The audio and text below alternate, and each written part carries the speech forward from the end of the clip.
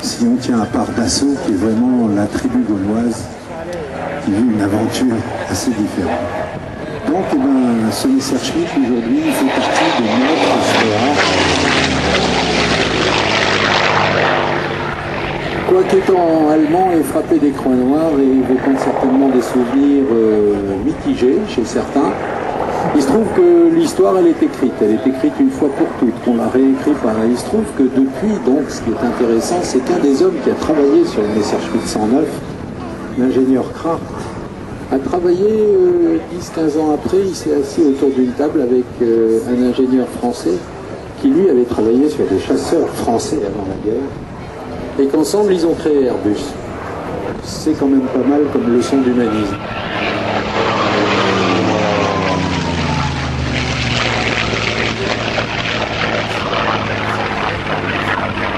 C'est pas les avions qui ont fait la guerre, c'est la guerre qui a fait ces avions. Et la guerre, ça dépend avant tout des citoyens et de ceux qu'ils ont choisis pour les guider. Ce Messerschmitt 109, rarissime, impressionnant, monstrueux, est piloté pour nous par un pilote de ligne allemand qui approche la retraite. Il travaille pour un technicien parmi vous. Le problème du 109, c'est que le train d'atterrissage est très maigre, il est très étroit. Les jambes de train sont attachées au fuselage et quand l'avion est au sol, il est pratiquement à l'incidence de décrochage. Autrement dit, quand on l'amène près du sol pour le poser, si on veut essayer de le poser 3 points à tous les coups, même si on a 1,50 m de haut, ben, l'avion, s'il décroche au ras du sol, il va partir lamentablement sur l'aile gauche et se transformer en une boule de métal et de flammes. Donc c'est lui qui avait établi l'aérodynamique de ce chasseur phénoménal du P-51.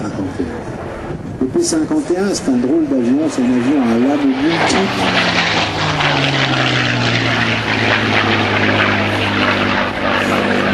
Pour atteindre la quasi-perfection, donc il a fallu un avion, enfin une cellule d'avion dessinée par un Allemand, équipé d'un moteur Rolls-Royce anglais. C'était un moteur Merlin, 12 cylindres en V, 27 litres décylindrés, 1400 chevaux au départ. Et avec quand même pas mal d'Américains dedans au niveau de la praticabilité de l'avion. Cet avion-là appartient lui aussi à la Fighter Collection de Dexford. Il est piloté pour nous par Pete Kinsey, qui est un pilote de ligne britannique et qui est aussi le chef pilote de la Fighter Collection. Et vous remarquerez que le Mustang, il a une signature sonore.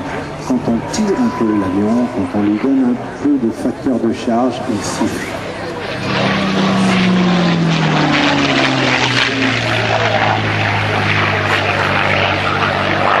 Il siffle quand il y a un peu d'incident. Aujourd'hui, on est dans une civilisation mécanique. Alors ça, on le donnait à des jeunes gens de 20 ans. On donnait ça à des jeunes gens de 20 ans qui, par la force des choses, parce qu'ils vivaient à cette époque-là, ils n'avaient pas leur permis de conduire, parce que finalement, il n'y avait pas beaucoup de voitures comparé à aujourd'hui, et la plupart d'entre eux n'avaient même jamais conduit une moto, jamais conduit un véhicule à moteur. Et donc, ils savaient marcher, ils faisaient du vélo, ils couraient après les fils peut-être, mais les trucs mécaniques, c'était pas leur civilisation. Et donc, on les formait en l'espace d'1 an, on transformait un piéton en pilote de Mustang. Un Mustang qui va aussi vite qu'un Airbus, hein, croisière.